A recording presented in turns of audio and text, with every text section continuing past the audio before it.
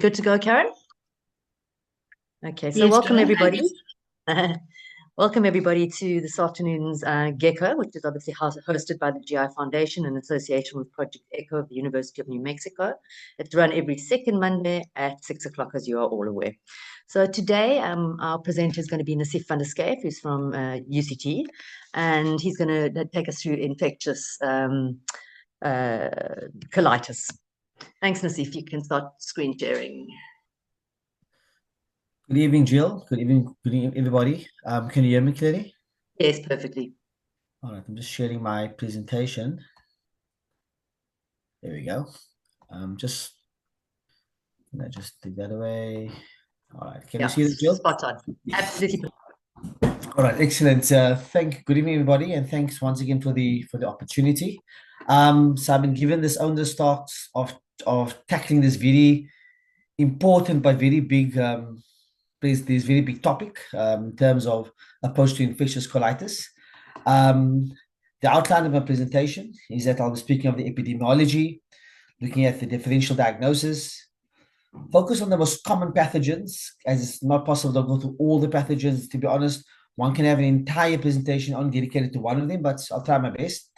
I'll then see what I suspect time may catch us. I'll present an approach to patients with infectious colitis, including investigations, treatment, and algorithm. Some of the slides I won't really cover, just there for reference, where our colleagues can attend to after this presentation. So in terms of infectious colitis, we know that firstly that diarrhea is caused by enteric infections is a global issue. And it is a major cause of morbidity and mortality throughout the world, especially in children under the age of 5.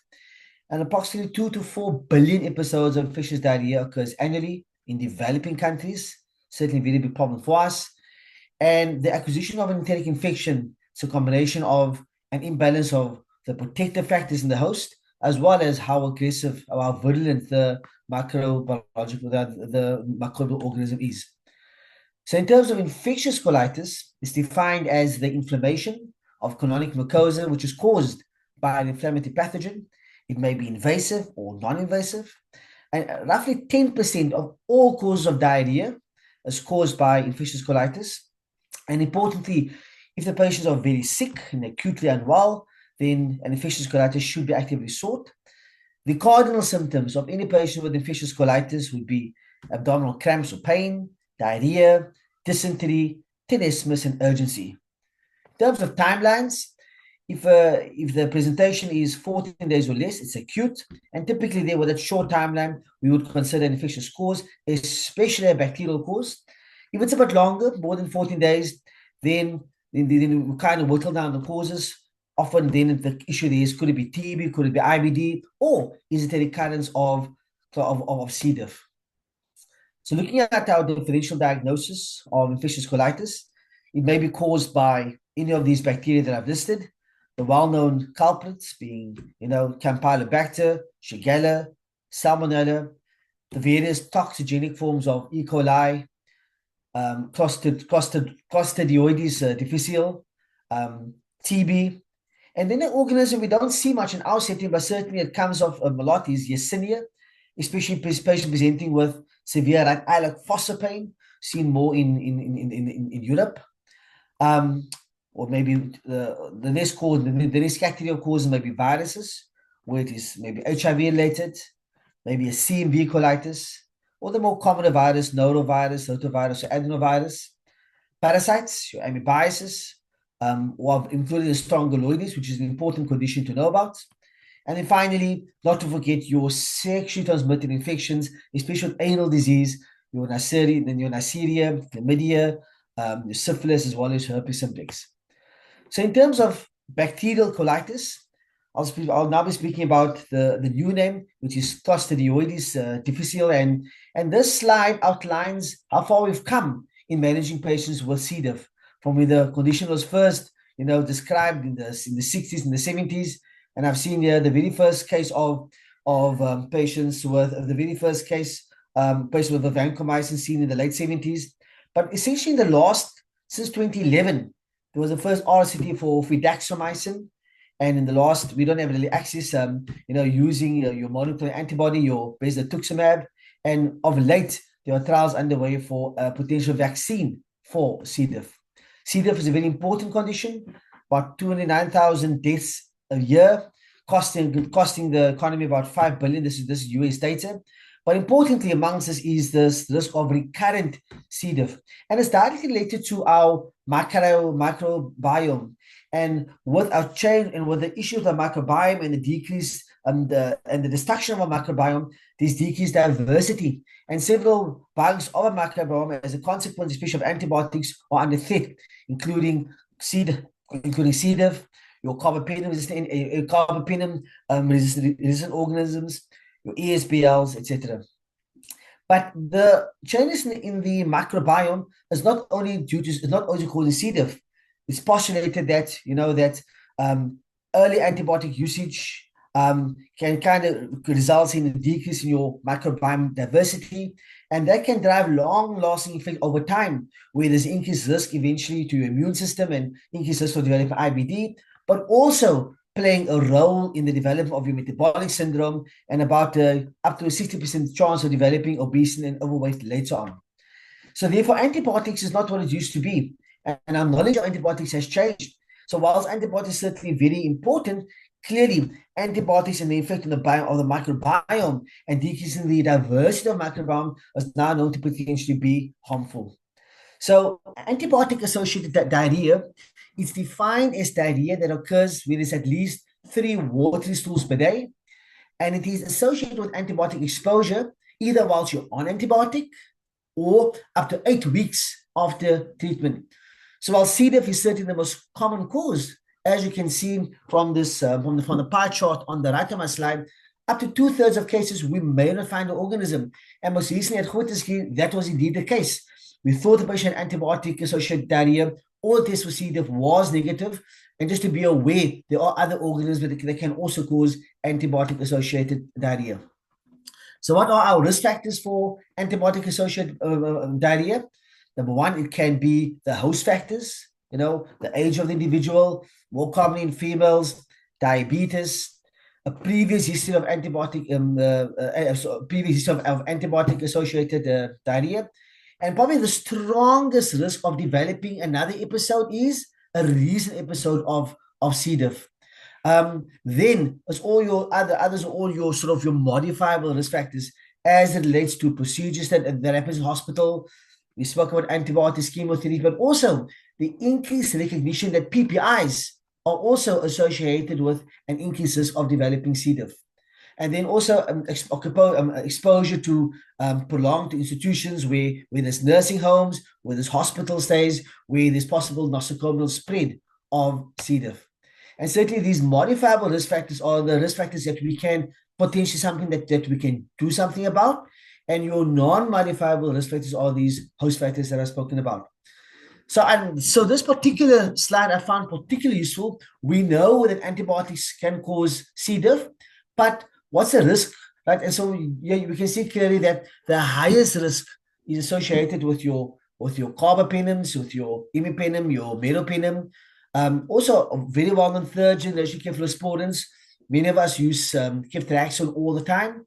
And then your ciprofloxacins, your clindamycins, your carmoxyclams is sort of medium risk, Piptaz, and then your lower risk antibiotics, such as what we use, nitrofurantoin.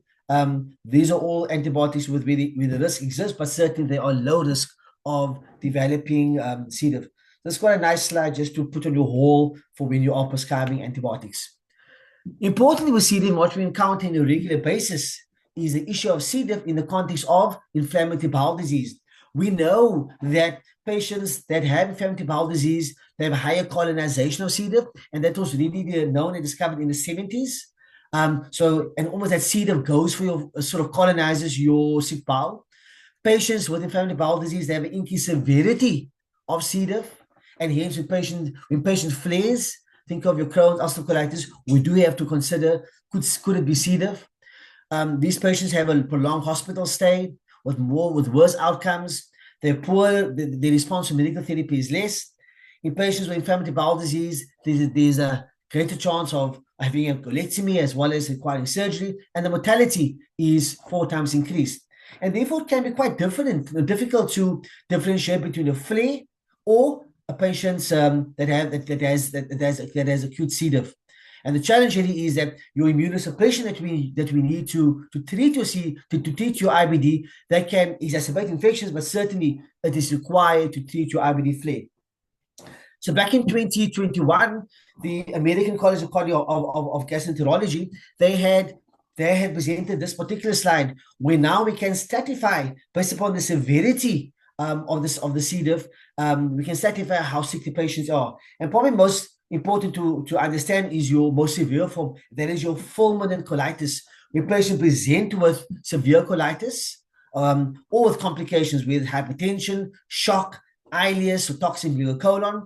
And we've seen these patients can also have a higher chance of having perforation. But in the milder form, looking at your bloods, patients have renal failure. So 1.5 milligrams per deciliter is about 88 micromoles per liter. Or if they have an elevated white cell count more than 15, that would separate your mild from your severe cases. So clearly, the more aggressive the condition is, the higher chance of having fulminant C. diff. Your outcomes is maybe unfavorable, and also as it shows on your right hand side, there's more intensive treatment that is required. So I think it's important to be able to stratify patients with C. diff based upon this classification. In terms of testing for C. diff, just briefly to outline how we test patients. The test has been around for the longest is your antigen, that's your glutamate dehydrogenase, which is the enzyme used to diagnose the presence of C. diff. It has a high sensitivity but low specificity, and it does not detect the toxin. That is done in addition with your enzyme immunoassay for the two toxins, toxin A, toxin N, toxin B, and the presence of that toxin indicates active C. diff infection. So why that's important is that, as I've indicated, patients have a higher chance of having colonization, and your antigen can be positive, but if the toxin is negative, that's an active disease. For the last 10 years, your nucleic acid amplification test, that's your PCR test, that has a high sensitivity, a high specificity, but importantly, does not test for the toxin. So we now use a two-stage protocol for diagnosing C. diff. So if you have someone that has, that meets your case definition of 3 or more stools, of loose stools in a 24-hour period, we start firstly with your antigen test. That's your highly sensitive. That's your glutamate dehydrogenase. If that test is positive, then the second part is then proceeding to check for your toxin. And if that's positive, the patient does have C. diff. If there's a discordance between the two, in other words, your antigen is positive, the toxin is negative, they then bring in your PCR test to arbitrate. So this diagram explains just what I've said. So if your antigen is positive, if your antigen is positive, and your toxin is positive, then the patient certainly has C. diff. If the antigen is negative and toxin, the patient doesn't have C. diff. But if there is discordance where the antigen is positive or the toxin is negative, then we introduce your nucleic acid, your PCR test. It's important to know when we proceed to do an endoscopy, we always look for these what we call pseudomembranes. Important to note that pseudomembranes, as I showed on the slide, is present only about 40 to 60% of patients. And what I didn't know was that it actually occurs predominantly in the right side of the colon. So therefore, when we do a flexi and we look on the left side of the colon, we may not see it, right? But important to note is that the presence of pseudomembranes is not pathognomonic for C. diff. There are many other causes, as I've listed on the slide, that can cause pseudomembranes, including any of the other bacterial infections, CMV colitis, parasitic infections, but also your various non-infectious causes. It's important to note that pseudomembranes can occur in the absence of C. diff as well. So in terms of imaging, we have patients with possible C. diff. It's important, especially when we suspect a complication, that if a patient possibly has a fulminant form of C. diff. A simple abdominal X-ray will always be important, where you may find colon may be dilated. You may have thickening of your haustere. There may be thumbprinting indicating thickening of the bowel wall. There may still be ascites.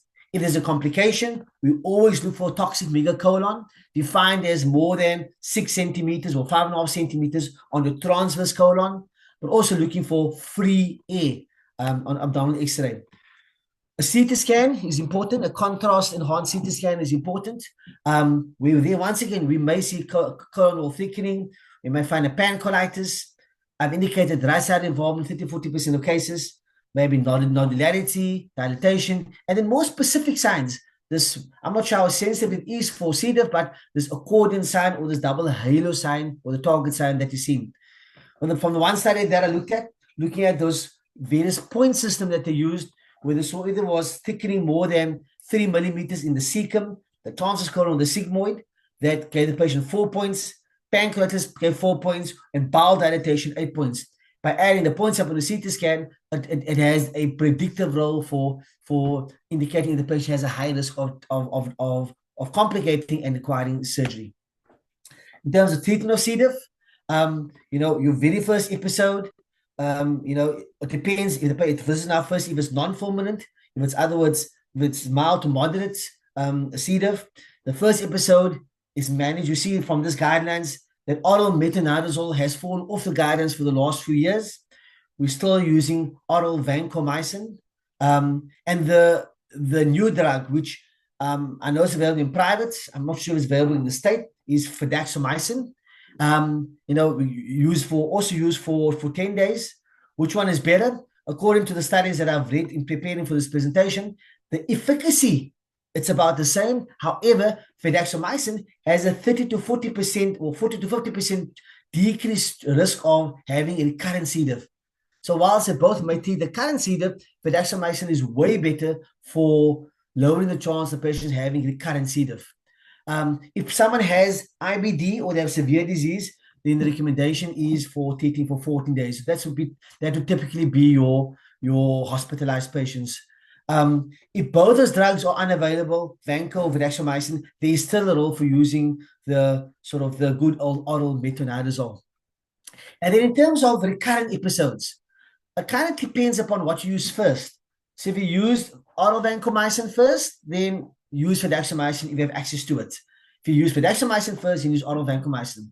Important from the literature, I learned about this pulse and tapering regimen. And that study was from 2017, where they compared oral fidaxomicin with oral vancomycin. And they found that by using fidaxomicin twice a day for 5 days, followed by alternate day fidaxomicin for 20 days, had a far better, it was far much more efficacious than oral vancomycin for treating recurrences and preventing recurrence. I don't know if anybody's used this monoclonal antibody. It's been launched about 6-7 years ago. I'm not sure if in this country, that is beslatuximab. It's a monoclonal antibody. And that is useful for recurrent C. diff. And they say usually 3 recurrences. Using a stat dose of this monoclonal antibody has been shown to be quite significant in preventing further recurrences. I haven't spoken about FMT because it hasn't really been authorized yet. It hasn't been released by the FDA yet, but certainly FMT has been shown to be very promising. For patients with fulminant C. diff, as I've indicated in the description earlier, if the patient if there's no iris present, the recommendation is to use oral vancomycin, all right, plus IV metronidazole. You can increase the dose of vancomycin to 500 milligrams 6 hourly, either audio through the NG tube, and use IV metronidazole. If the patient clearly has ileus, you will use IV metronidazole, and then just to consider, I know that Dion Levine was telling me about this last week, using rectal vancomycin. And vancomycin can even be sort of prepared and then be given even through the flexi or through using a colonoscope just to give enteric vancomycin. Gill, can I carry on with intestinal TV, or do you want any comments there? Yeah, thanks, Nasief. I think you can carry on, and maybe just 1 or 2 points. So I think you did clarify that in IBD, even if it's a mildish case of C. diff, you really need to treat it for at least 14 days. treated as a severe case. And yeah, have I got anything else to add? No, has anybody got any questions for Nasief at that point? I see nothing on the, hang on, there's something on the chat. Okay, this is from Dominic. Any role of rifaximin in C. diff? No, that was discovered. The answer is no. I read that on the weekend. See, rifaximin hasn't really come out in terms of treatment of C. diff yet, but it has been evaluated. Okay, this is another question. How should patients with a second episode of C. diff infection who require potent antibiotics? And I can't see the rest of the thing. Let me just see.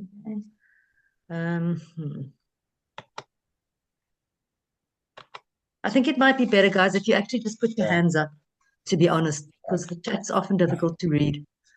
Jill, let me carry on just in terms of the limited. Okay. Yeah, you carry on and I'll see if I can get the other questions from the chat. Okay. All right. Thanks, Jill. All right. So, guys, moving on to the next important organism, which is intestinal tuberculosis. I know there was a presentation on the Wednesday forum about a month back or so. So isolated colonic TB is rare, and only about 2 to 3% of patients with abdominal TB have isolated colonic colonic involvement. Before I joined GIT, we certainly saw many abdominal TBs, but I never saw much abdominal TB before I joined GIT. Importantly, the most affected site is the ileocecal region, actually more the cecum than the ileum. The clinical features may be non-specific. An important part of intestinal tuberculosis is that often causes a massive diagnostic dilemma. Is this TB or is it Crohn's? This slide indicates that intestinal TB can actually involve any part of the GI tract. But as you can see here, the cecum and the ileum are the two commonest sites involved. We talk about 34 to 64% of gastrointestinal TB occurring in that particular region. And I found it interesting that understanding why the terminal ileum and ileocecal valve is the most common site. Number one, it's a narrowed lumen. Number two, it's an area where there's relative stasis. And because relative stasis, there's increased time to absorb the organism. There's very minimal digestive activity to destroy the mycobacterium. But also within that area, there's a presence of M cells in the lymphatic tissue that can take up your tubercle. They can take up your tubercle bacilli. In terms of how it's placed in the gastrointestinal tract, so your patient may have active TB or latent TB, which is why it's important to do for chest X-ray. And from there, patient may either swallow the infected sputum. It can also spread hematogenously, or it can spread via your lymphatics. What I didn't know was for this presentation was that mycobacterium invades your submucosa. And because it invades your submucosa, it causes granulomas, causes vasculitis, causes ulcers, right? And causes hypertrophy. And that results in ulcers, fistula, abscess formation, ultimately perforation. Right? So that's, I didn't know that. So from that, there are 4 major subtypes that have been identified of how TB can affect your GI tract. It can be ulcerative, which is the most common form, typically presenting with your superficial transverse ulcers. That occurs more commonly in the small intestine, your ileum. Your hypertrophic phase, where there's a hyperplastic reaction around the ulcer, producing inflammatory mass, and that we usually see in the cecum. Your combination of your ulcer or hypertrophic phase, where there's a combination of both, or ultimately causing strictures. And often TB heals as your body actually clears it, it causes strictures and causes intestinal obstruction. In terms of the clinical features of intestinal TB, your usual constitutional symptoms of fever, night sweats, weight loss, anorexia. Important to note is that in 2/3 of patients, there is no evidence of pulmonary TB. However, in 1/3, there is pulmonary TB, hence do a chest X-ray. These features may be indistinguishable from IBD, and I'll speak about that shortly, but all the other complications, as I've listed there, nausea, vomiting, abdominal pain, or any of the complications can occur in patients with intestinal TB. There's a few pictures, what we see endoscopically. You may find your transverse ulcers here showing around your IC valve, as well as your ascending colon. And what this shows here on the left-hand side is your transverse ulcer in your ascending colon, but also back in the distance, you can see the cecum. See the cecum being narrowed, being ulcerated, almost also with the skip lesions. And as it progresses, you can see typically in the cecum, you're having pretty much this destroyed cecum with extensive ulceration and pseudopolyps. And a key part of intestinal TB is that the involvement of the cecum is way more severe than involvement of your terminal ileum. You can have also, once again, your pseudopolyps requiring surgery, and eventually you can have pretty much, as shown here on the right side, your distorted, narrowed, ulcerated cecum with pretty much a gaping and a gaping ileocecal valve that is wide open. So in terms of the challenge here with intestinal TB is pretty much making the diagnosis. This slide just compare the various tests that we use to diagnose gastrointestinal TB versus peritoneal TB. But just looking at gastrointestinal TB, is less than 5% of patients are AFP positive, so we do look for it. We do gene expert. There's about a 23% positive of gene expert in intestinal TB. Your PCR, that is the PCR may be positive, especially your multiplex PCR, 75%. Importantly, we should always do cultures up to 80%. Today we saw a possible case of Crohn's disease. Weren't sure because they never did cultures. They say usually around 40%. And then the other features you see with on histology, your granuloma only in 38%, caseation, etc. Other in terms of imaging, an X-ray is important. 25% of patients with intestinal TB may have past or present features of pulmonary TB. And importantly is that, as we know, if your chest X is clear, the patient may still have pulmonary TB. And in that setting, if someone has constitutional symptoms, if they are coughing, if there is a high p-test probability of pulmonary TB by normal chest X-ray, consider doing a CT scan of the chest, because there we may see your typical clean bite appearance. We know X-rays are poor for evaluating the mediastinum. So on your high resolution CT of the chest, you may find mediastinal high lymph nodes. That certainly doesn't occur in Crohn's disease. Right?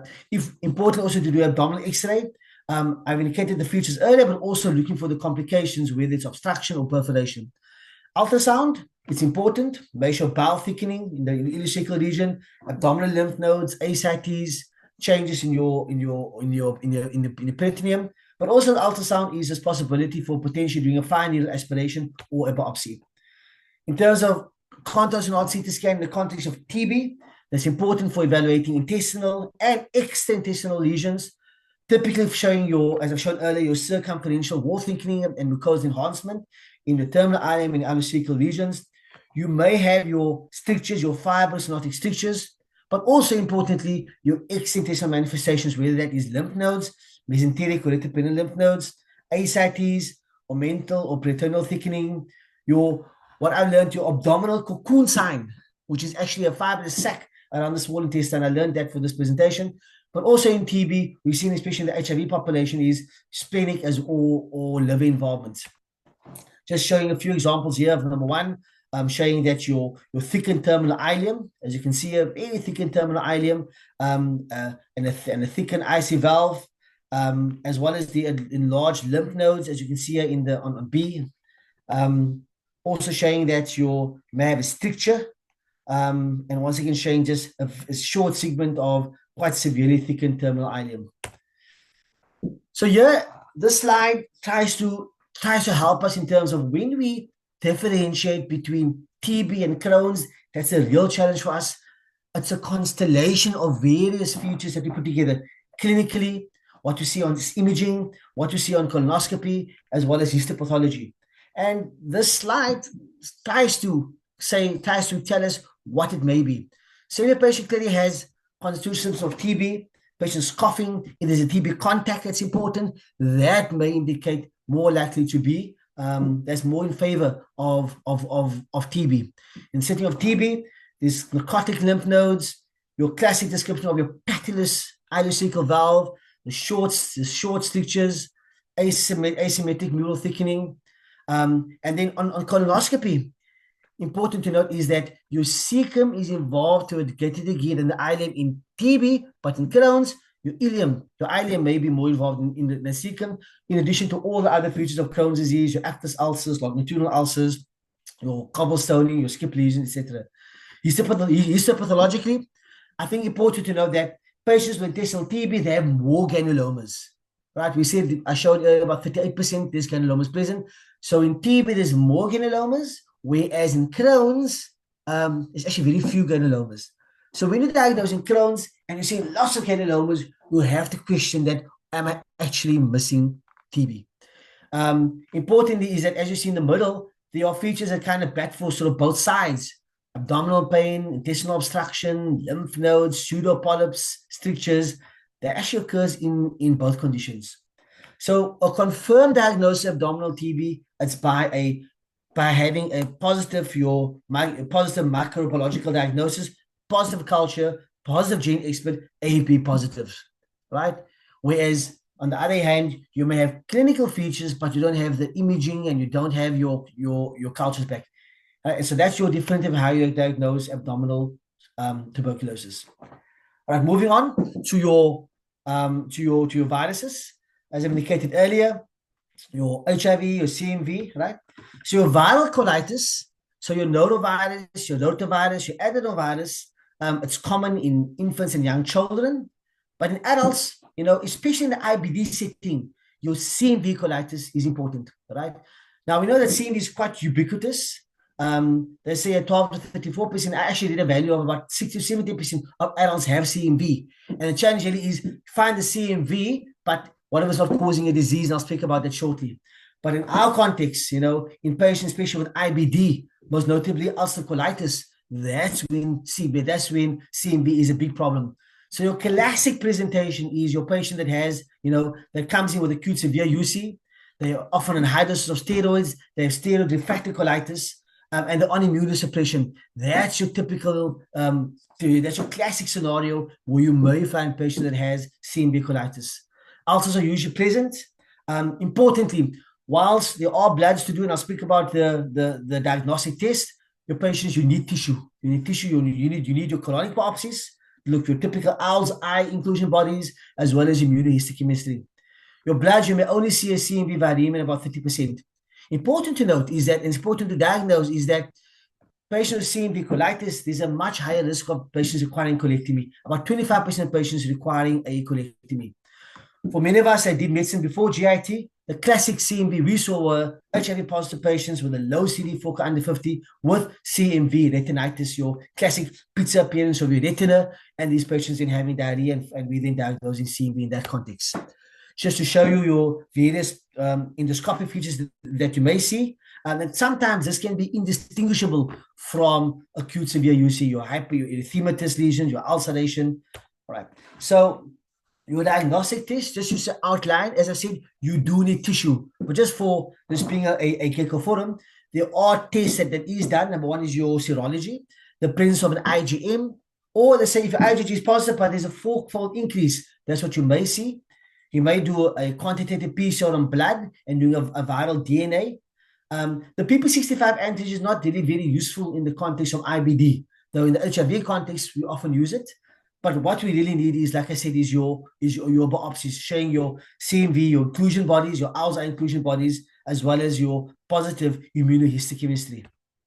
Right? Then just to speak about this challenge is that you now have someone that has the CMV infection where the virus isolated, but they don't really have any symptoms or signs. These patients, they may have IgM antibodies, IgG may go up, your PCR may be positive, but the patient may actually be relatively asymptomatic versus your CMV disease, where there is evidence of CMV infection with worsening of the diarrhea and endoscopic features. And in these, so just be aware of this challenge that you do have is where there's a virus but not much disease, or where there's actual CMV disease where there are compatible symptoms and signs. Just to show you what I've spoken about, you're showing here is a patient that had a toxic megal colon and had UC. And this patient shown just to your classic, your owl's eye inclusion, your cytoplasmic inclusion bodies. And this patient was positive on immunohistochemistry for CMV. How do you treat CMV colitis? Well, the selection of antiviral treatment is determined by the severity of the illness, the initial viral load. This comes from the literature, but practically in our unit, we don't always do viral loads, to be honest. Though last week, the one person did ask me to do a viral load. Also, then, based upon the severity of the patient, able to tolerate oral versus IV medication. those would be the sort of the factors that would impact our decision making. So our practice at Grootske is to continue your current immunosuppression. Many of the literature that I've read for this presentation, they do say that you should decrease your immunosuppression. Our practice is we don't change immunosuppression. If someone has severe disease that is defined as tissue disease, where the biopsies are positive, we use IV ganciclovir. If the patient has mild to moderate disease, we can use oral valve ganciclovir.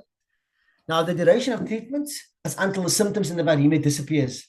Practically in our unit, which I've listed there, is we use IV treatment for 7 days, followed by oral treatment for 14 days. In the literature, that's often extended for up to 21 days for IV treatment and up to 2 to 3 months for oral valve ganciclovir. What I've listed there is our practice in our units. And when we are using prolonged courses of valve ganciclovir, and this to be typically in patients, often they be transplant patients, not these IBD patients, they do measure the viral load and the antigen. All right, so that is CMV colitis. Then moving on to the differential diagnosis of infectious colitis, now speaking of the parasites that show amoebiasis and strongyloides. So in terms of amoebiasis, important to note that there are 4 different species, right? We all know of the Entamoeba histolytica, but the most important other one to know is your dispar. Now be aware is they also called your Moskovsky, but also your Bangladeshi. Practically the last 2 doesn't cause disease. Your dispar is often the one that may cause disease in certain contexts, but the most important intestinal amoebiasis is caused by your Entamoeba histolytica. The parasite exists in 2 forms, in your cyst stage, and that is what is being excreted as shown in the diagram, right? And that's infective form. So contaminated cyst in the environment. And once the cyst has been ingested, then you have your trophozoite, your trophozoite phase where it's now hatched, and the trophozoite causing invasive disease. And infection occurs following your ingestion of your cysts, as usually via contaminated food or water. The cyst importantly can remain in the environment for weeks to months. And what I've read was ingestion of a single cyst is sufficient to cause disease.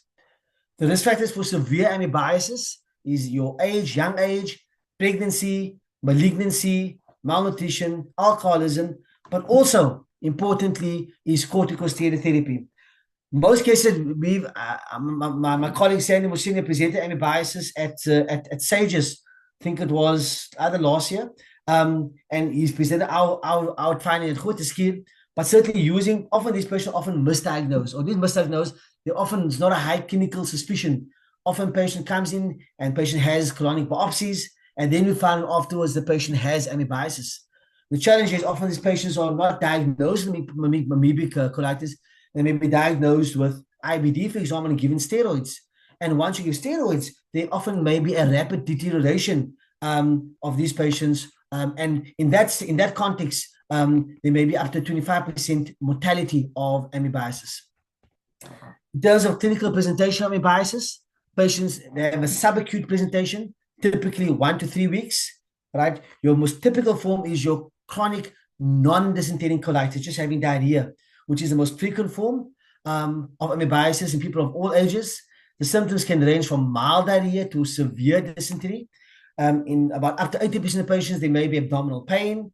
Patients may often have diarrhea and bloody stools. And when you find bloody stools, what it indicates is that the bloody stools in the context of amoebiasis indicates that there may be hematophagous trophozoites, meaning that the trophozoites have ingested red blood cells in the stool.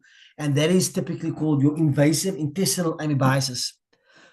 Sometimes patients, you've seen, they may present where you may not think of amoebiasis, where they present with more chronic weight loss, with a fever, and then acutely patients may have severe amoebic colitis. A case that I saw last year was exactly what is shown at the bottom of the slides, where patient presenting with severe life-threatening lower gastrointestinal bleed. I was doing the colon list. Surgeons came and patient had severe GIT bleed, and the patient was found to have acute fulminant amoebic colitis. We treated it, and unfortunately, the patient died. So, in terms of fulminant amoebic colitis, right, often this patient have bowel necrosis that may progress to peritonitis, as well as a toxic megacolon, and that may ultimately cause a perforation in 0.5% of cases.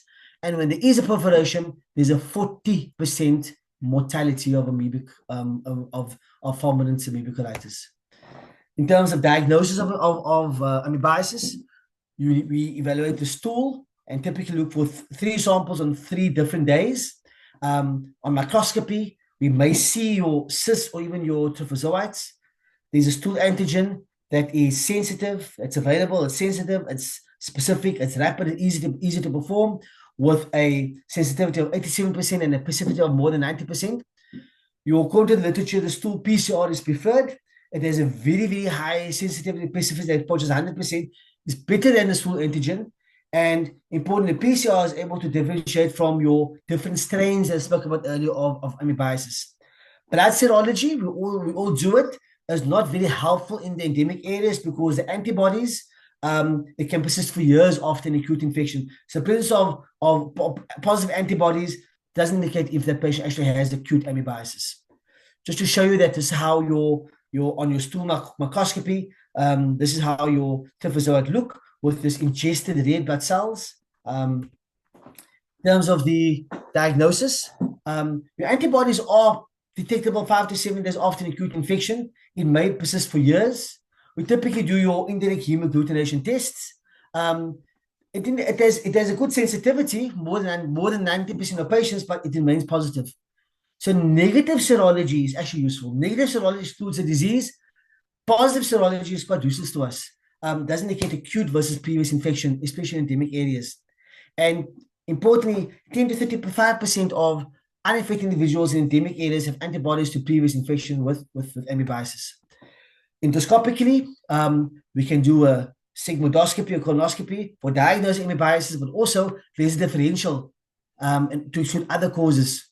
Important to note is that when we're doing when we're doing endoscopy, there's an increased risk of perforation, and we have to be very careful with air insufflation in the context of amoebic ulceration. We typically see your diffuse wall thickening, skip lesion, and pancolitis, and we do biopsies from the edges of these ulcers that may be positive for cysts or the trophozoites. And your histology typically find your classic flask-shaped ulcers that we see with invasion of your submucosa, and your multiple ulcers may be seen histologically. Treatment of amoebiasis, all patients should be treated, including those that are asymptomatic. Mild to moderate disease, we use oral metronidazole. For fulminant colitis, or a patient has a complication of peritonitis or toxic Gill colon, we often give IV metronidazole, but we add gram-negative cover, and we typically use intravenous ceftriaxone, though there are other agents that can be used. Just to mention about this organism, your strongyloides, Stercorales colitis, your roundworm. It's this important to know this is that you may have what is called your strongyloides hyperinfection syndrome.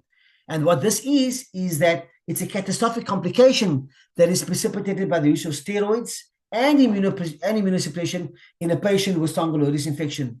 And that's typically that, the patient, you think someone has IBD, you've now started him on steroids, and they develop this hyperinfection syndrome, right? And what happens typically is that you have this accelerated autoinfection, and there was subsequent dissemination of strongyloides infection. It has a mortality of 77 to 100% of this condition. So now I've covered, I think, most of the important ones in looking at your etiology of infectious colitis. Also, just to be aware of your sexually transmitted infections, right? Just briefly, we've got an HIV patient who has diarrhea. Any of the organisms I spoke of can occur, but the more common ones is what I've outlined is your cryptosporidium, your macrosporidium, your isospora belly, but also giardiasis. And giardiasis, often you need multiple stool samples, and often with giardiasis, you often have to use a flexi or do an upper scope or duodenal biopsies. These patients often require prolonged courses of antibiotics. In a patient with advanced HIV patients, also higher chance of malignancies, and we've seen this whether it's gut lymphoma or Kaposi sarcoma. We diagnosed someone last week at Gill with KS of your gut in an HIV positive patient. So my approach that I'm recommending to infectious colitis is, number one, clearly a very important is a thorough history, and a physical examination is important. Examine your patient carefully, take a proper history, and the aim really is to identify patients who may be at risk of severe illness or susceptible to complications. The standard workup is, as I've outlined over here, we do bloods, we do stool tests, or looking at sputum, we're considering TB. I'm not going to go time. Imaging, we typically would do chest X-ray, abdominal X-ray. I've spoken about importance of cross-sectional imaging, but important of cross-sectional imaging is to differentiate infectious from non-infectious colitis. And there are five signs on a CT scan that are quite sensitive for bacterial colitis, being this continuous distribution, this empty colon, the absence of fat stranding, absence of the comb sign that we see in IBD, and absence of enlarged lymph nodes. When we proceed in this setting for sigmoidoscopy or colonoscopy, right? We typically do that is that if the workup until that point in time, you've done this workup that I've indicated here, we still don't have a diagnosis, we can then proceed to endoscopy. When you do endoscopy, we may see the pseudomembranes in C. diff up to 60% of patients. Importantly, you can also, in someone has sexually transmitted infection, evaluate proctitis, tenesmus, or sometimes it may even be IBD and involve your perianal area, and we can look for underlying IBD. Important to note is that there are contraindications, absolute and relative contraindications for doing endoscopy. And then a couple of rules of thumb is that if we want to do endoscopy, rather do it earlier, because, and I say typically within 4 to 5 days after initiation of symptoms. The reason is that the lesions you have tend to migrate distally, in other words, anal side, right? And over time, they coalesce. So, for example, the rectum early on may be intact, but as your infectious colitis progress, then it may become involved. Or whereas if you see rectal sparing on your scope, that is useful. Patchy lesions that you see may become confluent. So rather, when you see some infectious colitis, try and do it sooner. When we do it, it's done in an unprepared colon. We don't use bowel prep, though we can typically use fleet enemas. We use very minimal air to lower the risk of perforation. I showed you about the amoebic ulcers. And when we do the endoscopy, we need to describe the nature of the lesions, the severity of the lesion, and the distribution. If we take biopsies, don't only biopsy the abnormal areas, also biopsy your normal mucosa as well. This slide lists the complications of infectious colitis. Clearly, toxemia colon occurs quite ubiquitous, but then there are certain certain organism-specific complications, such as, for example, Shigella, having active arthritis, Campylobacter causing can causing Gill and Barre, for example, Campylobacter causing pancreatitis, your various strains of your E. coli. I spoke earlier about Yersinia, can cause erythema nodosum. Yersinia is often an exam spot with patient with right eyelid fossa tendinous. This slide just indicates if someone has a colitis due to either history, CT scans, colonoscopy on stool.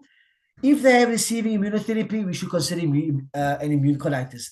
If they've traveled through a developing country, we then consider a bacterial organism and treatment there being pretty much azithromycin. If the patient is immunocompromised, neutropenia, consider neutropenic colitis.